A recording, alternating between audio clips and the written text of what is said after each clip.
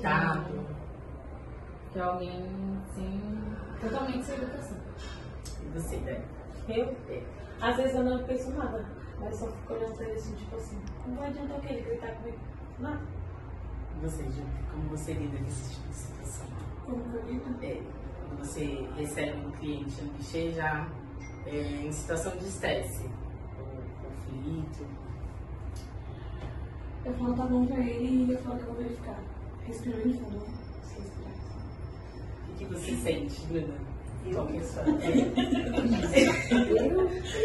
Vocês pensam, o que você sente no momento? Qual é a sua emoção, sentimento que você... A gente quer responder à altura, né? Mas não pode. Detroit é uma das cidades mais violentas dos Estados Unidos. Como ele teve bastante vivência desde a infância com atos violentos, foi por isso que ele se propôs a entender o porquê tem tanto atos violentos, né? Aí eu puxei algumas pesquisas aqui sobre o que é conflito, né? Qualquer situação onde as necessidades ou expectativas não estão alinhadas. Não é apenas briga. Um exemplo prático é o munícipe, quando ele chega, ele precisa de uma necessidade ser atendida.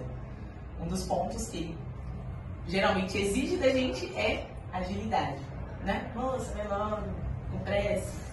Pela necessidade de não ser atendida, ele cria uma necessidade de ter agilidade. E o que muitas vezes a gente tem, né, o que barra o nosso trabalho são as burocracias. Tanto pelo sistema, isso pode ser de uma documentação, um prazo que vai levar até a resolução daquele problema. E é o que leva ao conflito, né? Aqui eu fiz algumas pesquisas, qual que é o impacto dos conflitos no ambiente de trabalho, tá? Não vou passando muitos slides aqui. Visibilidade ao menos uma vez por semana. Aqui tem algumas consequências, né? Que eles colocaram 48% diminuíram o seu esforço de trabalho, isso diante de conflitos. 47% intencionalmente diminuíram o tempo de trabalho. 38% intencionalmente diminuíram a qualidade do trabalho. E esses números só aumentam, gente. São números que aumentam. Eu estou vivenciando, já passei por diversos postos e eu vejo que isso não é só no posto Santana. Então, se a gente... Bom, eu estou identificando que a maioria dos atendentes está com muita dificuldade de lidar com o conflito. Então, peraí. Tem que ter uma solução, né? E a gente tem que trabalhar essa parte de conflito. Aqui ele baseia o que é comunicação, né? Comunicação não é apenas transmitir uma informação, é apenas eu passar um procedimento para o munícipe, né? Mas comunicação eficaz é conexão, é eu poder entender o problema e a necessidade do cliente, eu poder criar uma conexão. Isso pode ser usando palavras mais acolhedoras, empáticas e não só passar o procedimento operacional. É isso que cria aquela conexão. Geralmente a gente usa aquela frase, não senhor, eu te entendo. Observação e julgamento. Eu coloquei um exemplo aqui, né? O que é julgamento? Esse munícipe é grosseiro, né? Foi a situação que eu lidei, né? Ele está descontrolado, nossa, que pessoa nervosa. É o primeiro pensamento que a gente tem, gente. Quando a gente pega alguém já em conflito. Como a gente lidar com esse tipo de situação, né? Coloquei aqui uma frase, não é para vocês falarem isso aqui, não é um script, né? Mas seria, notei que o senhor está falando em um tom mais alto, percebo que o senhor está gesticulando, ouvi o senhor dizer e repetir o que ele precisa. Eu coloquei só um exemplo para quando a gente pegar alguma situação de conflito e poder entender o cliente. Eu vi numa palestra, geralmente, o pessoal que atende presencial, quando você está conversando e a pessoa está falando, pelo fato de você balançar a cabeça, isso aqui é concordando, né? A pessoa já se sente compreendida. Olha o impacto que tem, gente, uma gesticulação. É a pessoa se sentir compreendida e alguém está me ouvindo. Às vezes, clientes, né? Às vezes eles querem contar uma história toda só para falar que o bilhete dele bloqueou. E a gente está aqui, ó. Sim, só balançando, gesticulando, que a gente está ouvindo e acolhendo aquela situação. A comunicação não violenta no atendimento ao munícipe, né? O munícipe, ele não está com raiva de você, ele está com raiva porque uma necessidade não foi atendida. Foi o que eu tinha falado anteriormente, né? Pra gente nunca levar pro pessoal o problema do cliente. Porque depois que ele vai embora, gente, ele vai embora pra casa dele e a gente não pode ficar com aquela frustração dele com a gente. Ah, mas é difícil. É difícil, né, Dai? Mas é o que eu falei, não é com a gente, ele tá com raiva dele. Mas aí é isso a questão. Quando ele chega, que ele sabe que o problema não somos nós, ok? O problema é quando o cliente ele passa pro desrespeito. Sim. E aí já não se trata mais de você não se colocar no lugar dele para compreender porque você sabe o procedimento. Quando Use isso. Eu percebo que o senhor está frustrado, ou como a gente fala, senhor, eu entendo essa situação, eu sei que é difícil. Geralmente eu vejo que vocês usam muito isso no atendimento, porque o cliente, vocês estão validando aquela frustração dele, tá entendendo de forma empática, isso acaba acolhendo o nosso cliente, né? Só para finalizar aqui, gente, desarmando o conflito na prática. O Márcio recomenda o espelhamento, que é validar o sentimento, né, quando a gente reconhece a frustração do cliente diante de alguma situação. E foque na solução, gente.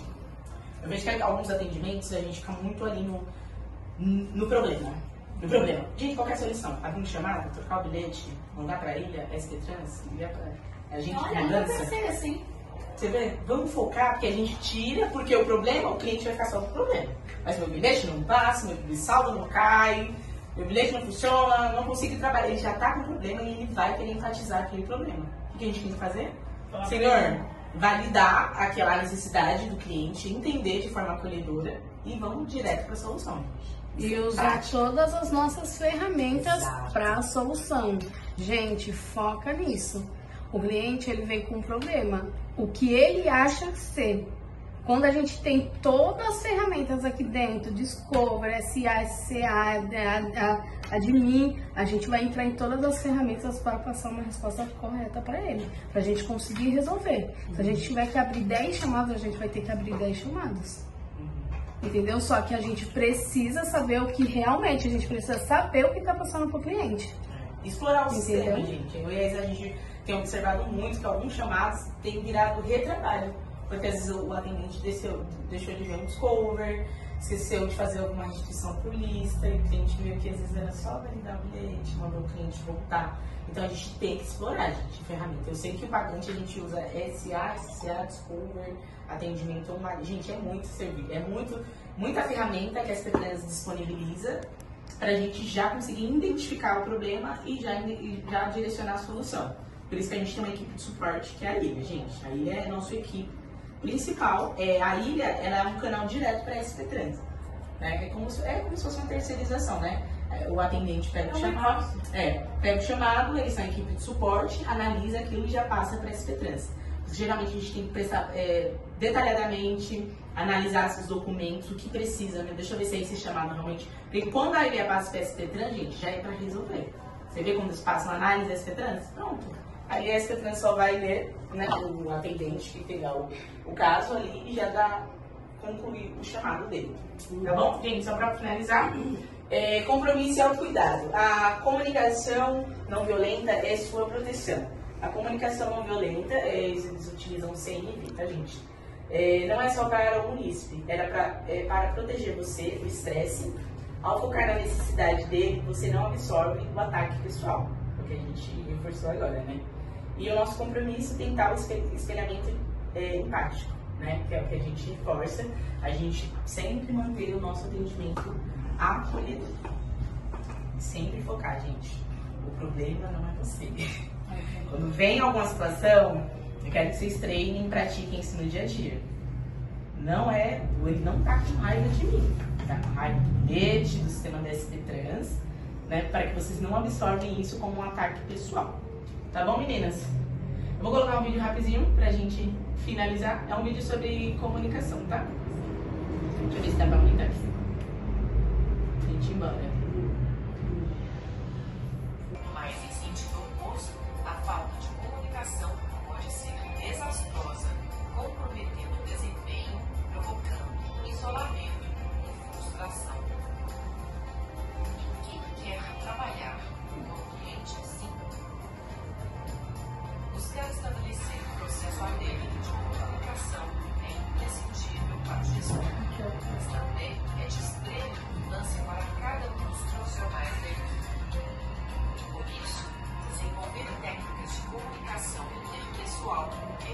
essencial para lidar com colegas e pessoas do nosso convívio. Quando há um ambiente confiável e acolhedor à troca de ideias, podemos mostrar nossas competências e participar do processo decisório. Não somente a fala, mas também os gestos e as atitudes. De fato, as palavras representam, em média, apenas 7% do processo de comunicação. O tom de voz, 38%. Os sinais não verbais, 55%. Pois é, como será que a outra pessoa te vê? Afinal, não é o que você diz, mas como você diz que determina o sucesso de sua comunicação. Então, vamos à prática? Observe o seu tom de voz. Evite indiretas. Identifique como você utiliza a linguagem não verbal. Use adequadamente o vocabulário. Tenha clareza quanto ao objetivo de sua comunicação. Pergunte sempre a opinião de quem